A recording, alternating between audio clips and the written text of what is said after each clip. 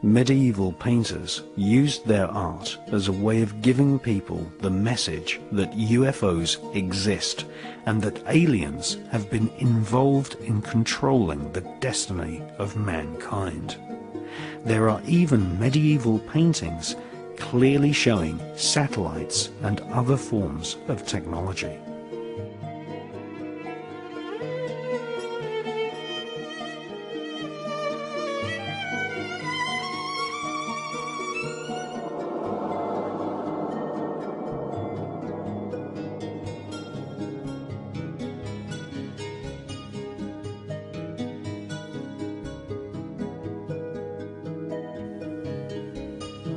British author Matthew Hurley has collected dozens of pieces of ancient art which all show UFOs and aliens.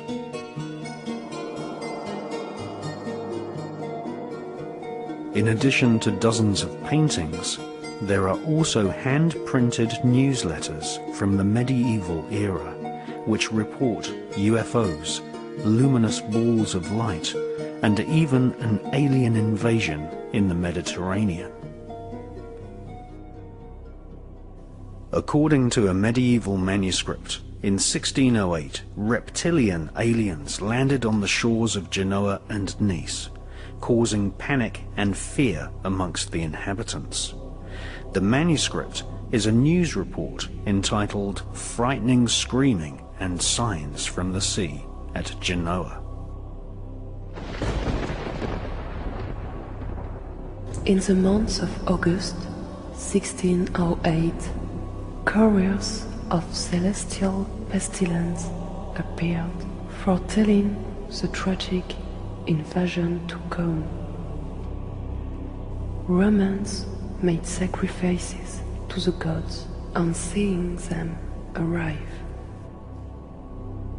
Horrible beings with arms covered in scales, with snakes wrapped around their arms, emerged from the sea, screeching and screaming.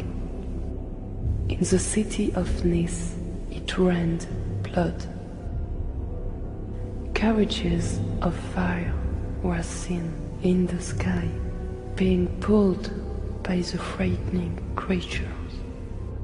Some had the body of a man, some had bodies of women, and they had heads shaped like dragons.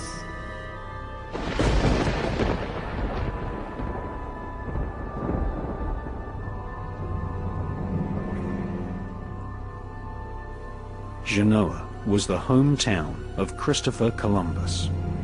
On October the 11th, 1492, whilst halfway across the Atlantic on his voyage to discover America, Columbus saw a UFO and recorded the event in his ship's log.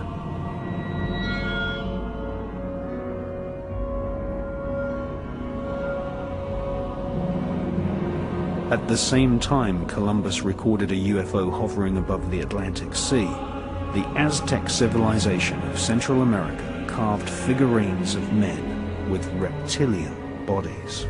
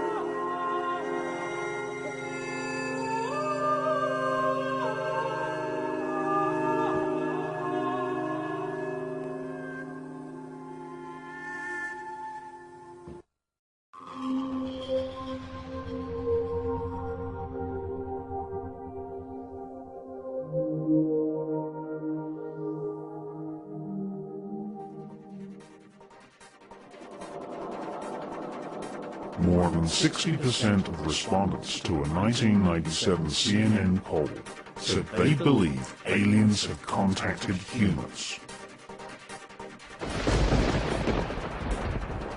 Approximately 50% said they think aliens have abducted humans. And 80% believe the government is hiding something about alien contact.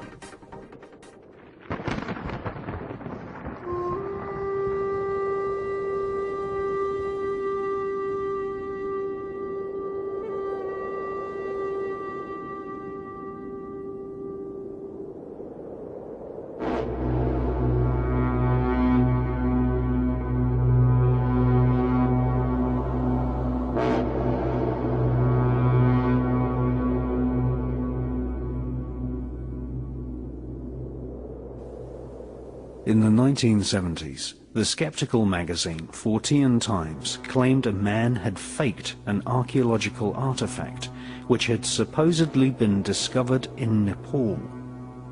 The famous Lolodov plate is meant to be nearly 9,000 years old and shows a disc-shaped craft with a small alien-type creature standing beside it.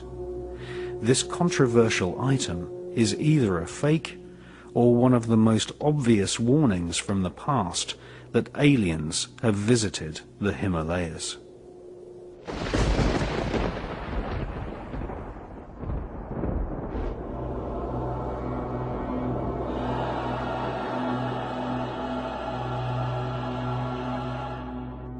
On the opposite border of Tibet stands the Bayankara Ula mountain range, which separates Tibet from communist China. There, small skeletons with oversized skulls have been found. The tribes in the Bayan Mountains have a detailed mythology involving star beings crash-landing spaceships in the distant past.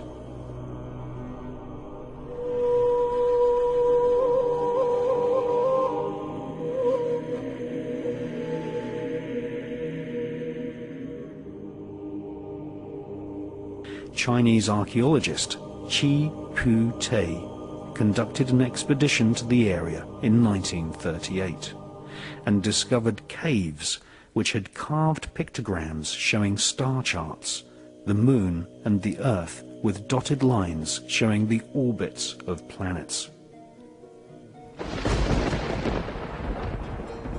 Jade figurines have been found in this area, which display a remarkable similarity to the grey aliens reported worldwide by millions of people.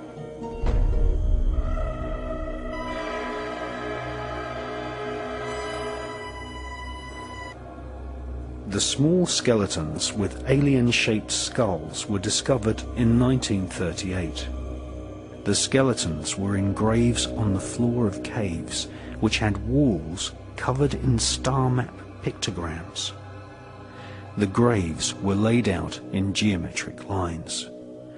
Amongst these graves, hundreds of circular stone plates were discovered, which had spiral etchings on them.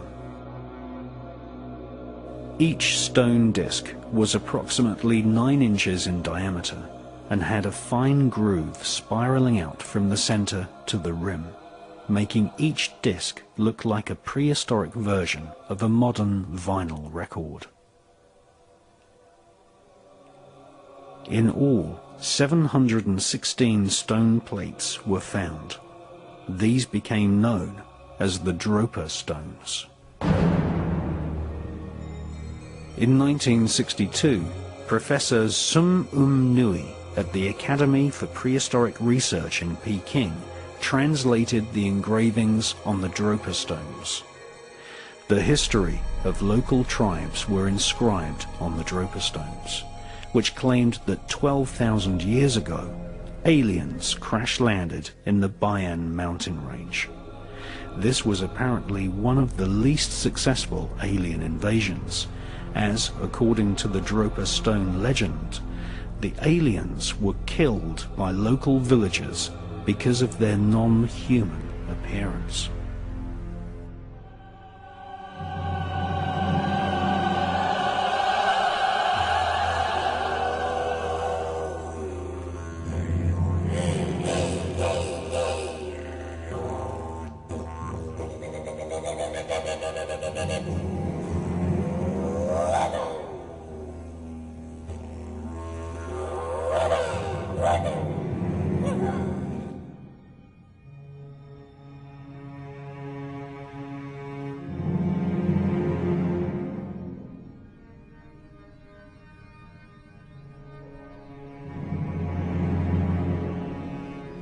Ancient Aboriginal rock art shows many examples of alien-type beings which are known as Wanjinas.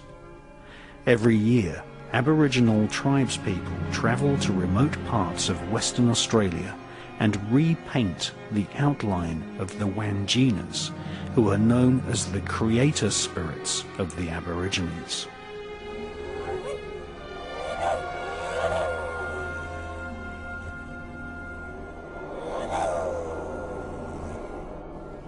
By repainting the figures, Aborigines are making sure the memory of these Wangina creatures are never forgotten.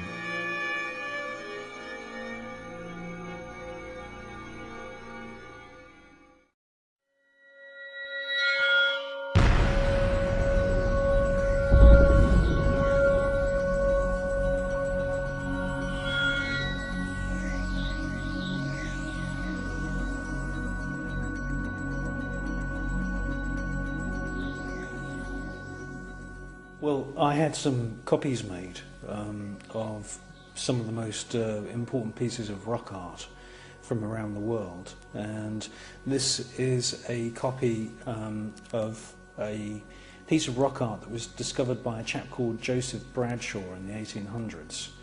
And the Bradshaw Foundation has done really excellent work in finding, collating and protecting a lot of the rock art in Western Australia.